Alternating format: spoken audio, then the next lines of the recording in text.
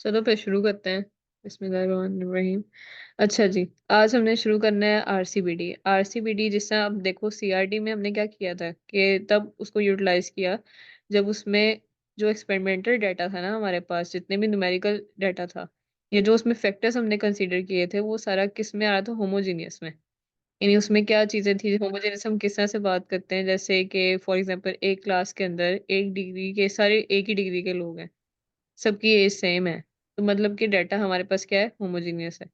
और जब ये हेट्रोजीनियस होता है ना, कि जैसे फॉर एग्जांपल सबकी एज डिफरेंट है या सबकी डिग्रीज डिफरेंट है, कोई एफटी का है क्लास में, कोई एचएनडी का है, तो ऐसे में क्या होता है कि हमारा डाटा हेट्रोजीनियस हो जाता है। और उस पे हम सीआरडी अप्लाई नहीं कर सकते, आरसीबीडी अप्लाई करना होता है इस केस में।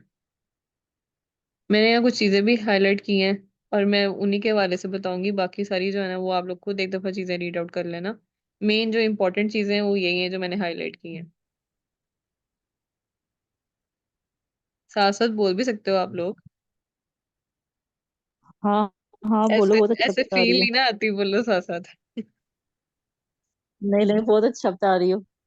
अच्छा बता रही हैं आप। कल भी काफी अच्छा था। बहुत समझ आ अच्छा रही है था ना? यार। जहाँ कोई चीज़ समझ ना आए तो पूछ लेना, ठीक है? चले ठीक है। अच्छा जी, उसके बाद फिर हम देखते हैं कि मेन ऑब्जेक्टिव जो है ना वो क्या होता है। इसमें हमने क्या करना है? आरसीबीडी में हमने ब्लॉक्स बनाने हैं, जिस तरह कि इसके नेम से पता चलता है, रेंडमाइज्ड कंप्लीट ब्लॉक डिजाइन। अच्छा, अब इसके नेम से हमने तीन चीजें देखनी है। रेंडमाइज्ड मींस के एक ब्लॉक में जितने भी ट्रीटमेंट्स आ रहे हैं, जिस तरह मैं यहाँ एक सेकंड शो करती हूँ। फॉर एग्जांपल, ये हमारे पास एक ब्लॉक है, ठीक है? इसको ब्लॉक वन कह लो, ठीक है? B1 कर लो, ठीक है? वन, इसमें T0 भी है, T1 भी है, T3 भी है और T2 भी है। इसी तरह के चार पांच ब्लॉक्स हैं। चार ब्लॉक्स कर लो और उन सब में ट्रीटमेंट्स पूरे होने चाहिए। ठीक है, समझ आइए? अब देखो, रैंडम हो, ठीक है, रैंडमली असाइन हो हर एक ब्लॉक में, कंप्लीट हो, कोई भी ट्रीटमेंट मिसिंग ना हो, और ब्लॉक डिजाइन हो, तो उसको कहते हैं रेंडमाइज कंप्लीट ब्लॉक डिजाइन। ये चीजें आगे भी जो है वो उसमें बार बार ये चीजें बताएंगे कि उसमें रेंडमाइज जो है वो असाइन होनी चाहिए, ट्रीटमेंट्स कंप्लीट होनी चाहिए, कोई भी मिसिंग वैल्यू ना हो, कोई भी मिसिंग ट्रीटमेंट ना हो। और ब्लॉक डिजाइन बेसिकली ब्लॉक इसलिए बनाया जाता है ताकि अगर हेट्रोजीनियस अगर आपके पास है, फॉर एग्जांपल आपके पास कह लो कि तीन ईयू है, ईयू यानी एक्सपेरिमेंटल यूनिट, यानी नंबर ऑफ ऑब्जर्वेशन नहीं हम कहते होते। फॉर एग्जांपल N3 है, यानी तीन लोग ही एक्सपेरिमेंटल यूनिट है, तीन फॉर एग्जांपल रैट्स कह लो। अब वो रैट्स जो है ना, कह लो कि उसमें से तीन ही, बल्कि तीन कम हो जाएगा, छह कर लेते हैं हम, ठीक है? अब उसके हमने ब्लॉकिंग कर ली है। ब्लॉकिंग किस तरह से की है कि हमारे पास जो दो रैट्स हैं वो 6 मंथ्स के हैं, उनकी एज 6 मंथ्स है। जो दो हमारे पास रैट्स हैं वो हमारे पास 8 मंथ्स के हैं, और जो बाकी रिमेनिंग दो हैं वो हमारे पास कितने, 4 मंथ्स के हैं। अब देखो, अगर हम इसको सीआरडी में लेके जाते हैं तो वहां जो मसला हो गया ना, उसकी वजह ये है कि इन तीनों, ये जो तीनों ग्रुप्स हैं हमारे पास, एक ये 2 वाला, एक ये वाला और एक ये वाला, उन सबकी क्या है? एज डिफरेंट है। कोई 6 माह का है, कोई 8 माह का है, कोई 4 माह का। तो वहां हमारी सीआरडी गलत पड़ जानी है, क्योंकि उससे प्रिसाइज आंसर नहीं आना, और वो यहाँ हमें बनाने पड़ेंगे ब्लॉक्स। समझ आ रही है? और फिर जब हम जी हाँ आ ब्लॉक्स रही बहुत है। अच्छी बनाएंगे ना, समझ ब्लॉक्स आ इस तरह से आ रही बनाएंगे, है। ठीक है? ब्लॉक्स बनाएंगे B1, B2, B3, और हम उन्हीं जो है ना B1 में फॉर एग्जांपल हम रख लेते हैं T0, T1, इसमें भी T0, T1 और T0, T1, और इसके अलावा T2। रैंडमली कर लेना, मतलब जगह आपको जो है वो अरेंज डिफरेंट तरीके से कर आवाज कम आ रही है आपकी। सकते। अब सही है? हाँ अब सही है। ठीक है। अच्छा जी, आपने जब ब्लॉग्स बनाना है तो उसमें आपके जो ट्रीटमेंट्स हैं वो कंप्लीट होने चाहिए। जिस तरह मर्जी आप रेंडमली उसको अरेंज कर लो, लेकिन एक ब्लॉक के अंदर तीन ट्रीटमेंट्स, अगले के अंदर भी तीन ट्रीटमेंट्स, उससे नेक्स्ट भी थ्री ट्रीटमेंट। अब ये आप लोगों को समझ आ गई कि ब्लॉक हमारे किस तरह से बनेंगे। जी आ गई। ठीक है। अब इसके बाद जो है ना मेन चीज़ है एग्जाम्पल, उसको जब हम स्टडी करेंगे तो हमें आइडिया हो जाएगा कि ब्लॉग्स बनाने किस तरह से। अच्छा जी, ये हमारा सारा डिस्कस हो गया। बाकी उन्होंने ये बात बोली है कि आपके जो विद इन ब्लॉक होता है ना, यानी एक ब्लॉक के अंदर, ठीक है, वो होमोजीनियस होना चाहिए। जैसा हमने कहा था ना, एक ब्लॉक के अंदर हमने 6 मंथ्स के रैट्स ले लिए। अब उस ब्लॉक के अंदर 6 मंथ्स के ही हैं, उसके उसके अंदर 8 मंथ्स के या फिर 4 मंथ्स के नहीं है। ठीक है, एक ब्लॉक के अंदर होमोजीनियस होना चाहिए, लेकिन अगर उसको B1 यानी ब्लॉक 1 को ब्लॉक 2 के साथ कंपेयर करें तो वो डिफरेंट होना चाहिए। यहाँ वो यही बात कर रहे हैं कि जो आपके जो ब्लॉक्स के दरमियान जो डिफरेंस है वो लार्ज आना चाहिए, वो स्मॉल नहीं होना चाहिए। इसी तरह प्रिसिजन जो है वो बढ़ती है। सम ऑफ के ब्लॉक जो है ना हम इस तरह निकालते हैं, और एक्सपेरिमेंटल एरर भी इसी तरह कम होता है। यानी जिसे हम कल बात कर रहे थे MSE की, मीन स्क्वायर एरर, यहाँ भी बेसिकली वही चीज़ें हैं, लेकिन कुछ चीज़ें थोड़ी डिफरेंट है, वो हमने ऑलरेडी अब डिस्कस कर ली हैं। अब आगे हम एग्जाम्पल की तरफ आते हैं। अच्छा, इस एग्जाम्पल में ना आप लोगों ने इसको थोड़ा सा समझना है, इसमें मैं हाईलाइट करती हूँ साथ साथ। देखें, अब हमारे पास कितने हुए ट्रीटमेंट बताएं, साथ साथ बताएं। सीड के ट्रीटमेंट हमने देने हैं, सीड जो है ना मेन, जहाँ जहाँ प्लांट्स हमने लगाने हैं उनको सीड्स को हमने ट्रीटमेंट देना है, केमिकल ट्रीटमेंट देना है। तो वो कितने हैं? 4? 5। 5 है। 5? 5 फोर पता किस तरह से हैं? 5 इस तरह से है कि एक जो फोर हमारे है पास ट्रीटमेंट। कंट्रोल। कंट्रोल है, जो चेक है ओके। वो क्या है? कंट्रोल है। वो कैसे कंट्रोल हो गया? यार देखो ना, एक हमने कंट्रोल रखना हाँ। होता है, आगे जाके हमने वो भी तो कंट्रास्ट भी तो करना है ना। चेक को हम्म। मैंने बताया था कि चेक जो है बेसिकली कंट्रोल है, इसमें कंफ्यूज नहीं होना। हाँ तो और लिखा ये जो हुआ। बाकी 4 हैं ये केमिकल ट्रीटमेंट्स हैं जो हमने सीड पे अप्लाई जैसे करने हैं। लास्ट वाली एग्जांपल में भी जो नो ट्रीटमेंट था वो कंट्रोल था CRD में। बिल्कुल, हम्म, ये वही वही चीज है। अच्छा, सही। अब उन्होंने क्या किया है कि एक प्लॉट के अंदर उन्होंने 100 प्लांट्स लगाए हैं, यानी 100 सीड्स लगाए हैं।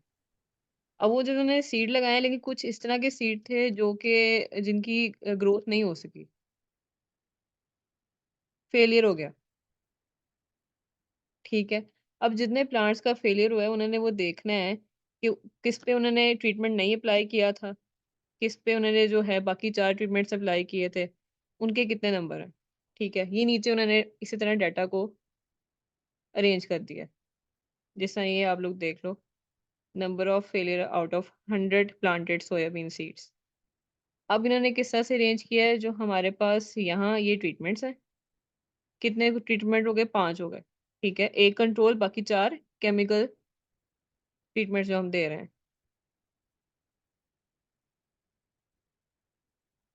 5 ब्लॉक्स ओके। हमने बना लिए। ठीक है, और उसमें ये हमें डाटा जो है ना, ये इतना तो हमें गिवन होगा यहाँ तक। बाकी आपने टोटल वगैरह ये सब चीजें खुद करनी होगी, लेकिन इतना आपको गिवन होगा। अच्छा, काइंडली एक बात बताइएगा, ये जो नंबर ऑफ ब्लॉक्स हैं ये वहाँ पे गिवन दिए होंगे, उसने खुद ही डाटा में दिए होंगे बना के ब्लॉक, या ब्लॉक हमने खुद बनाने होंगे, डिसाइड करना होगा? ये गिवन होंगे वैसे, ओके। नहीं भी मतलब गिवन होंगे सवाल में तो, ब्लॉक लिखा कि होगा। पता क्या, क्योंकि देखें ब्लॉक के अंदर ही आपकी न्यूमेरिकल वैल्यूज जितनी भी हैं वो रेंज होनी है। हाँ ये तो है बिल्कुल। हम्म। तो अगर वो आपको टेबल नहीं देती ना मैम, तो फिर ऑब्वियसली फिर वो एक बहुत एक टाइम टेकिंग चीज़ है। फिर उनको आपको वैल्यूज देनी हाँ, पड़ेंगी, और फिर उसको अरेंज करना, वो सब चीज़ें बहुत टाइम टेकिंग है। तो मैम आपको ये टेबल देंगी, सही। इतना देंगी जितना मैंने हाईलाइट किया है, बाकी टोटल और मीन वगैरह ये सब आपने खुद कैलकुलेट करना है। वैसे तो उन्होंने इस ओके ओके। क्वेश्चन में तो दिया हुआ है, लेकिन वो भी उन्होंने सॉल्व किया तो इसकी वजह से। अब वहां तो हमने खुद सॉल्व करना है, तो वहां हमें खुद कैलकुलेट करना पड़ेगा।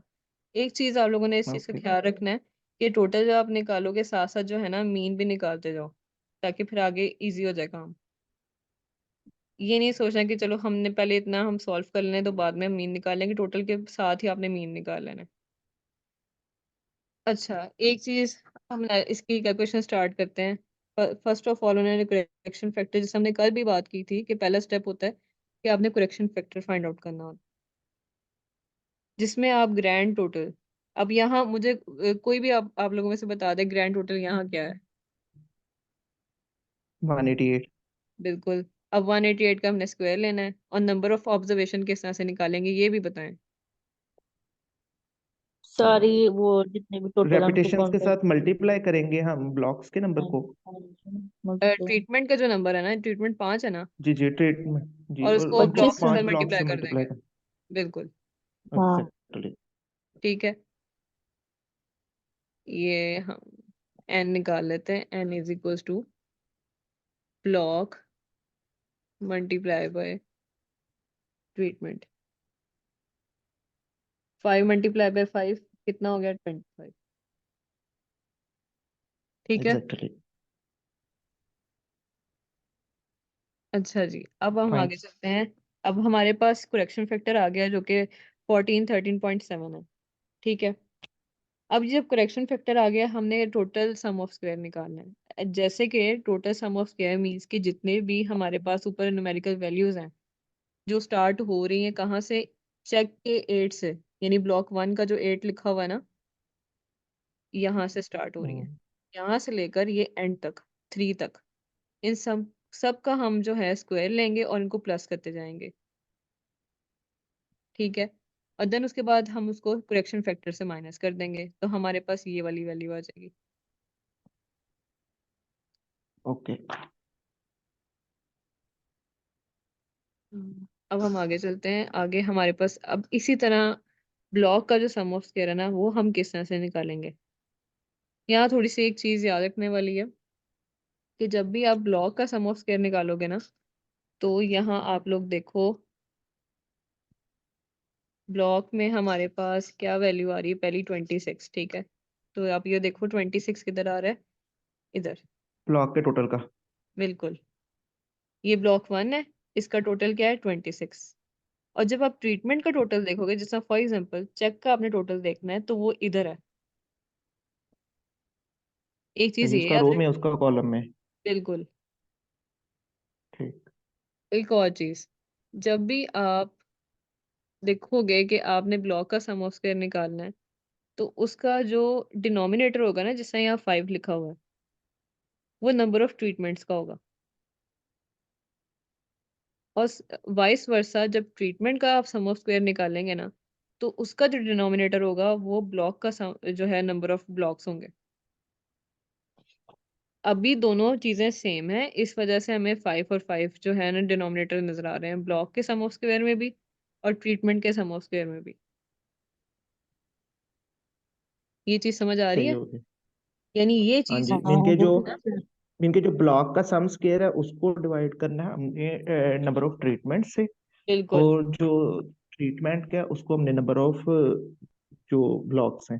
बिल्कुल। सही बेसिकली है। इन 5 की बात करें जो ये लिखे हुए हैं अभी, क्योंकि ये 5 और 5 ये दोनों ब्लॉक का और ट्रीटमेंट का नंबर सेम है, इस वजह से हमें समझ आ रही है कि अच्छा ये एक ही चीज है। लेकिन आगे जो है कई बार ऐसे भी होता है कि ब्लॉक का और ट्रीटमेंट का जो नंबर ऑफ ब्लॉक्स और ट्रीटमेंट होते हैं वो अनइक्वल होते हैं। कई जगह 4 है, कई जगह 6 है, इस तरह। तो वहां फिर इस चीज में कंफ्यूज नहीं होना। जब भी आप ब्लॉक का सम ऑफ स्क्वायर निकालोगे तो उसका जो डिनोमिनेटर आएगा वो ट्रीटमेंट का नंबर होगा। ये सबको फाइन। समझ आ गई है? जी जी। हाँ बहुत जबरदस्त। चलो जी, फिर हम आगे चलते हैं। अब आपने ब्लॉक का इसी तरह सब जो टोटल है उसका स्क्वायर लेके आपने डिवाइड कर दिया 5 के साथ, और जब इस सब का सम आपने निकाला तो 1463.6 आ गया, और उसको करेक्शन फैक्टर से माइनस करके आपके पास क्या आंसर आता है? 49.84। सेम गोज फॉर ट्रीटमेंट का सम ऑफ स्क्वायर। ठीक है, उसकी तरह वो भी आपने इसी तरह निकालना है कि उसको डिवाइड कर देना है नंबर ऑफ ब्लॉक्स पे।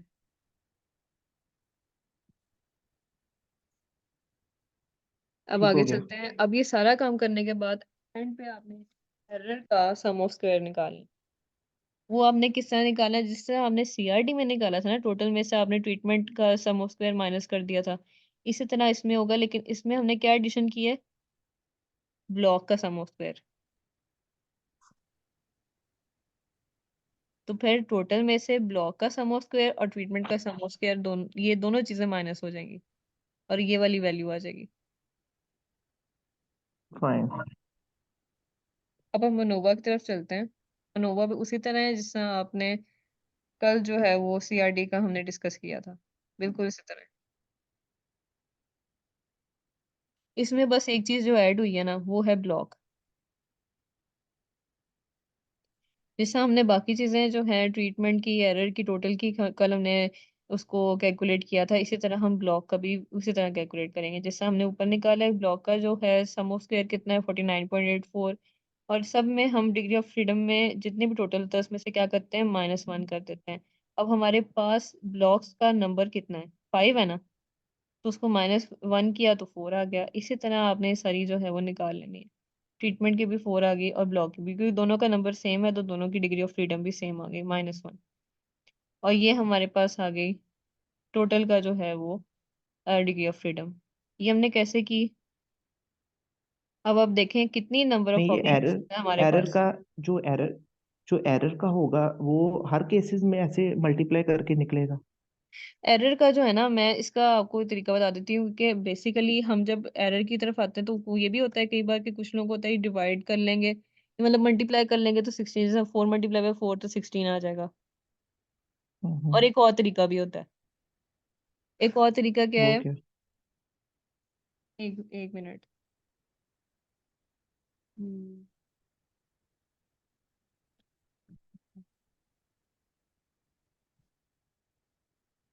अच्छा, एक और तरीका ये होता है कि आपने जब ये आपका जो टोटल की जो डिग्री ऑफ फ्रीडम है ना, उसमें से आपने जितना भी ऊपर आपके पास ब्लॉक की और ट्रीटमेंट की डिग्री ऑफ फ्रीडम आई है उसको आपने प्लस करना है। जिस तरह 4 + 4 आप करोगे क्या आ जाएगा, 8 आएगा ना। -24। 4 + 4 नहीं नहीं, 4 + 4 कितना आ गया, 8। ठीक है, 8। ठीक है। अब 24 में से आप 8 माइनस करो क्या आएगा, 16। 60। तो यहाँ सही 16 हो आ गया। गया। ठीक है, एक ये तरीका भी होता है। हम्म। सही। अब आपने मीन सम ऑफ स्क्वायर कैसे निकालना है कि जो आपका एसएस था, ठीक है, सम ऑफ स्क्वायर था, उसमें से उसको आपने डिवाइड कर देना है किस पे, डिग्री ऑफ फ्रीडम पे, और आपका मीन सम ऑफ स्क्वायर आ जाएगा।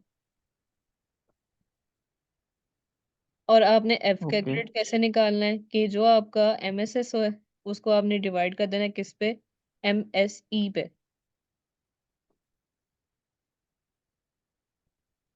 M C. S E. अब ये एमएसई को जो है ना ये जेन में रखना है, ये आगे यूज होना है। नहीं, फाइव तो ये हमने पॉइंट एमएससी ऑलरेडी कहाँ पे फाइंड आउट किया हुआ है पहले? कोफिशिएंट ऑफ वेरिएंस पे, और इसके अलावा स्टैंडर्ड एरर में भी आना है ये। और कॉन्ट्रास्ट में भी लास्ट पॉइंट पे आता है।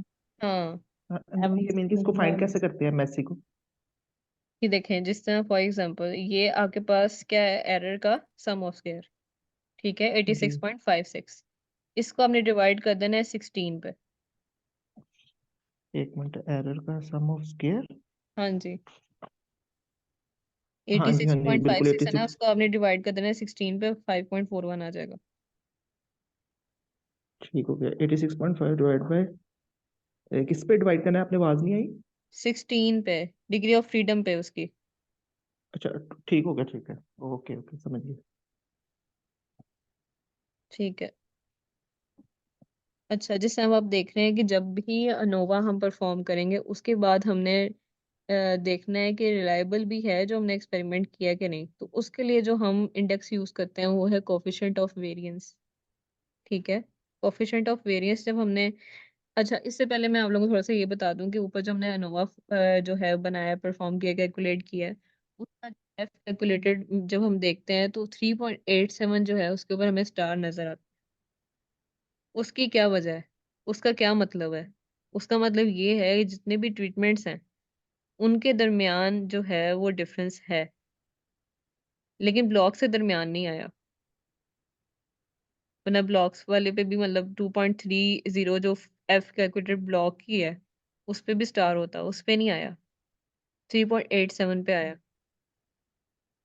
मीन के अगर डिफरेंस हो तो वो सिग्निफिकेंट होगा, या ना हो तो सिग्निफिकेंट होगा? डिफरेंस हो तो सिग्निफिकेंट होगा। नहीं ओके होगा तो फिर एक्सपेरिमेंट, मतलब कि एक्सपेरिमेंट फेल है आपका, उसका फिर फायदा नहीं, क्योंकि वो डिफरेंस ही नहीं डिटेक्ट कर सका।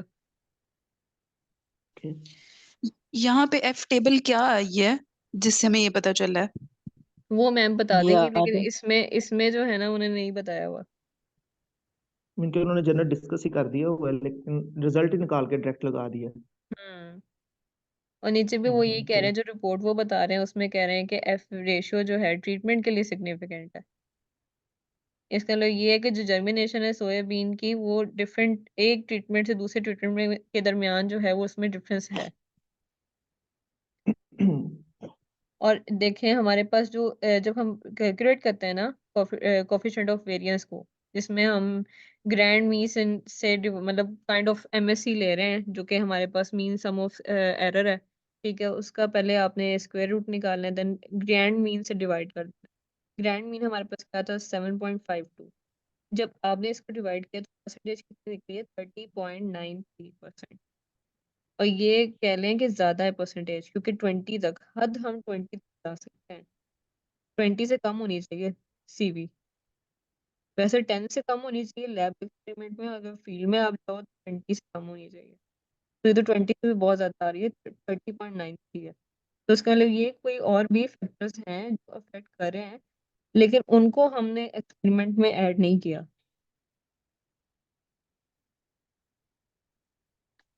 ये जो आपने लास्ट वाली बात बताई है, ये आप दोबारा रिपीट कर देंगे? अच्छा, सीवी जब हम देखते हैं यानी कोएफिशिएंट ऑफ वेरिएंस है, उसमें ना जी डिफरेंट जी। वैल्यूज होती हैं। जब आप लैब में एक्सपेरिमेंट कर रहे हो तो लैब में हर चीज कंडीशन वगैरह आप कंट्रोल कर सकते हो टू अ सर्टेन लिमिट, ये बात है कि नहीं? हम्म, जी जी बिल्कुल। लेकिन फील्ड में आप नहीं कर सकते, बहुत चीजें आपके कंट्रोल में नहीं होंगी। ऑब्वियसली। तो जो लैब में हमारे पास सीवी की जो वैल्यू आनी चाहिए ना, वो 10% कम आनी चाहिए, और हम्म। फील्ड में 20% कम आनी चाहिए। यहाँ सीवी कितना आ रहा है? 30 पॉइंट समथिंग। ठीक है, तो ये ज्यादा आ रहा है। हाँ 30% कह लें, ठीक है, ये ज्यादा है ना, जी 20 जी। से ज्यादा है ना। फील्ड एक्सपेरिमेंट था, ये 20 से कम होना चाहिए था, और ये 20 हम्म, कम होना चाहिए था, सॉरी। और ये 30.93 आ रहा है, यानी बहुत ज्यादा आ रहा है। जी जी। तो इसका मतलब ये है इसका मतलब कि और भी अननोन इसका मतलब हैं जो कि आप, इसका मतलब ये है ना, माहम के जो हमने डिजाइन यूज किया है वो इतना रिलायबल नहीं है। ये भी चीज होती है, और इसके अलावा ये कि अपने डाटा को वो आपको दोबारा रिव्यू करने की जरूरत है, ठीक है, क्योंकि अच्छा। उसमें यहाँ जो फैक्टर्स आप ले रहे हो वो रिलायबल नहीं है, यहाँ जो आपने डिजाइन यूज किया वो रिलायबल नहीं है। ओके। इनके ये जो अभी जितना हमने किया है, इसमें ये सारी कोई रिलायबिलिटी इनके फेल हो गई है इसकी सारी? कह सकते हैं, यानी कि क्योंकि हम मैम सीवी के बाद हम इंटरप्रिटेशन में यानी कि 2 लाइनों में लिख देंगे कि ये 20% से ज्यादा है, जिसकी वजह से इतना रिलायबल या प्रिसाइज नहीं है। बस ऐसे कहते ही हैं है ना? सीवी की, हाँ सीवी की वैल्यू ज्यादा है, इसका ये कि अननोन फैक्टर्स हैं हाँ। करे हैं, लेकिन उसको हमने कंसीडर ही नहीं किया, अननोन फैक्टर्स। ठीक है, तो अब ठीक इसको है। मजीद हम, जी जी। मैं कहा हम इसको यूं भी कह सकते हैं कि हम अपने रिसोर्सेज को वेस्ट कर रहे हैं अगर 20 से ज्यादा है तो। अच्छा, इतना नहीं आगे जाना, ये आपकी बात सही है, सारी जिसकी बोली है, रिसोर्सेज वाली चीज भी आ सकती है, मजीद बहुत सी चीजें आ सकती हैं, लेकिन अगर हम बस ये लिखें कि अगर हाई वैल्यू ऑफ सीवी, क्योंकि ये सबको पता है कि 10% कम होनी चाहिए, 20% से कम होनी चाहिए, मैम को भी पता है, लेकिन आपने बस ये कहना है कि जो हाई वैल्यू आ रही है, क्योंकि आपको इस चीज का 20 से कम है, हाई वैल्यू आ गई है, ठीक है, इसका मतलब ये कि अननोन फैक्टर्स हैं जो कि रिस्पॉन्सिबल हैं, जिसकी वजह से डिसीजन जो है ना एक्सपेरिमेंट की, वो अफेक्ट हो रही है, और वो इम्प्रूव हो सकती है मजीद अगर आप फैक्टर्स को कंसिडर कर लो। माहम आपकी आवाज कट रही है। ठीक है, आगे समझ। अब हम स्टैंडर्ड एरर्स में आते हैं। स्टैंडर्ड एरर जो है वो मीन का हम कैसे, मतलब ट्रीटमेंट मीन का किस तरह से निकालेंगे, जिस तरह हमने ऊपर यूज किया था ना एमएससी उसमें सीवी में। अब स्टैंडर्ड में हमने ये सबने फॉर्मूला याद कर लेना है, लेकिन उसमें ये फर्क था कि एमएससी का जो है ना हम स्क्वायर रूट ले रहे थे, यहाँ हमने कंप्लीट जो है फ्रैक्शन का स्क्वायर रूट लेना है, यानी एमएससी डिवाइडेड बाय बी, यानी नंबर ऑफ ब्लॉक्स। ब्लॉक्स। सही। जब आप इसको पहले आपने इसको डिवाइड करना है, देन आपने स्क्वायर रूट लेना है, ठीक है। हम्म, 5.1 को 5 से डिवाइड करके देन स्क्वायर रूट लेना है, फिर आपके पास ये वैल्यू आएगी। अगर होल आप का पहले लेना है। स्क्वायर रूट ले लेते हैं तो फिर नहीं आनी, सही। ठीक है। और अगर आपने ट्रीटमेंट मीन्स के दरमियान जो है आपने स्टैंडर्ड एरर फाइंड आउट करना है, तो उसमें आप बस अच्छा, आपसे एमएससी के एक साथ 2 क्वेश्चन है, लगा सॉरी लें जी। सॉरी क्वेश्चन है। लेकिन जब आपने अभी पीछे स्टैटिस्टिकल रिपोर्ट बताई, उसमें आपने कहा डिजाइन रिलायबल नहीं है, तो फिर आगे मजीद हमें करने की जरूरत है फिर? देखें उन्होंने ये नहीं यहाँ ऊपर वो रिपोर्ट में कह रहे हैं कि रिलायबल नहीं, उन्होंने कहा मजीद फैक्टर्स होने चाहिए जो जो इम्प्रूव। देखें यहाँ वो क्या कह रहे हैं, high value of CV indicates that there are unknown factors that are responsible for variation in the data that needs to be controlled for improvement in the precision of experiment, सही सही। ठीक है। ये नहीं हम कह सकते, क्योंकि जी मैंने जी। वहाँ ये भी बात, फैक्टर्स ऐसे हैं जिनको कंसीडर करने की जरूरत है। क्या पता डाटा में हम कोई और ऐसा फैक्टर ऐड कर लें, हो सकता है सनलाइट इज अ फैक्टर, हो सकता है कि उसको जो हम वाटरिंग कर रहे हैं उधर वो फैक्टर हो सकता है वहाँ फर्टिलाइजर जो यूज हो रहा है वो हो सकता है फैक्टर। कोई ऐसा तीसरा फैक्टर है जिसको हम्म। इसकी वजह से हमारा सीवी कम है। बिल्कुल, वही मैं कह रहा हूँ ना, कोई ऐसा फैक्टर है जिसकी वजह से हमारी रीडिंग जो एक्यूरेट नहीं आ रही, हम्म। तो फिर इसके बावजूद भी हमने मजीद आगे इसको करना है, कह रही। इस पे बावजूद मतलब आप ये सोच रहे हैं कि यहाँ तक तो फिर खत्म हो जाना चाहिए, हमें ये कह देना चाहिए कि यहाँ तक तो मतलब नहीं कुछ पता चल रहा हाँ, है रिलायबल। पहले वो हाँ, फैक्टर ऐड करें, इसको करेक्शन करें, फिर आगे हम मूव करें ना। तो उस चीज को हम हल करने के लिए तभी तो आगे कंट्रास्ट पे आने लगे हैं। अच्छा अच्छा, सही सही। हम्म। सही। ये देखें जी। यहाँ केमिकल वर्सेस चेक पे वो देख रहे हैं ना कि ऐसा क्यों है, क्या पता कोई इन्हीं के अंदर केमिकल यहाँ हमारा था कह लो कंट्रोल था, उसमें कुछ था फर्क, या कुछ में कोई चीज उसमें रह गई है, इसी वजह से तो वो आगे आ रहे हैं, हम्म, कंट्रास्ट पे बात करने चलें, लगे। ठीक है ठीक है। ठीक हम्म। ठीक। अच्छा यहाँ बात हो रही थी कि जो स्टैंडर्ड एरर है उस दो, अगर आपने ट्रीटमेंट मीन्स के दरमियान अगर आपने फाइंड आउट करना है, तो एमएससी के साथ जो है ना जो है वो मल्टीप्लाई होगा, और आप जो है वो स्टैंडर्ड एरर दो डिफरेंट मीन्स का आप कैलकुलेट कर सकते। अच्छा, अब देखें ट्रीटमेंट के दरमियान एक स्पेसिफिक स्ट्रक्चर है।